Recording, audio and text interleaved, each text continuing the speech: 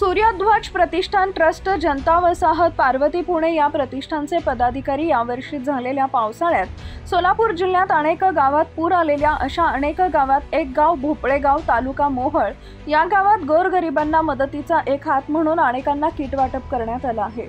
पुणे जिल्ह्यातून आलेल्या सूर्यध्वज प्रतिष्ठान ट्रस्टचे संस्थापक अध्यक्ष सचिन लंगर, युवराज कांबळे, नितीन हनमगर पाटील, राहुल लंगर, निलेश गायकवाड, प्रदीप शिवशरण, आयुब शेख, रवी सावंत, सचिन तुपसमिंदर, शुभम लंगर, नितीन तुपसमिंदर, अमोल बनसोडे, मोहसिन शेख, अक्षय लकडे, दत्ता कदम, चिकू लोंडे, वसीम शेख, तेजस गायकवाड, राजू पठाण, सुलेमान पटेल, सूरज शेख, वसीम शेख, दादा गायकवाड व पदाधिकारी कार्यकर्ते उपस्थित होते।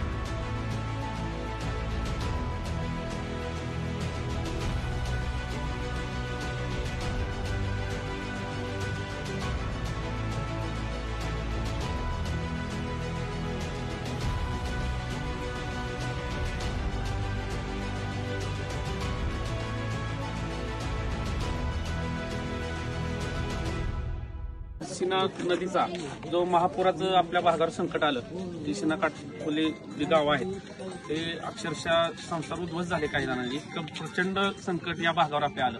मग आपल्या गावचेच सचिन लंगर असतील, राहुल लंगर असतील, ज्या म्हणजे पुराची परिस्थिती निर्माण झाली त्या दिवसापासून संपर्कात होते की बाबा आम्हाला काय करता येईल का।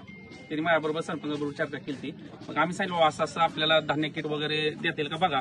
तर त्यांनी आपल्या शब्दाला मान देऊन किंवा गावकऱ्यांच्या शब्दाला मान देऊन त्यांनी थोडा प्रतिसाद दिला आणि एक चांगल्या प्रकारे मदत आपल्या बोपले गावासाठी त्यांनी सूर्यध्वज प्रतिष्ठान ट्रस्ट, जनता वसाहत, पार्वती पुणे, तर त्यांचे मित्र प्रदीप शिवशरण, नितीन हनमगर पाटील साहेब, युवराज कांबळे साहेब, निलेश गायकवाड साहेब व त्यांचा सर्व मित्र परिवार, ते कालच मला म्हणते की मित्र सुद्धा माझे येणार ती परिस्थिती बघायला। तर ते सगळे मित्र परिवार घेऊन आज आपल्या बोपले गावाला एक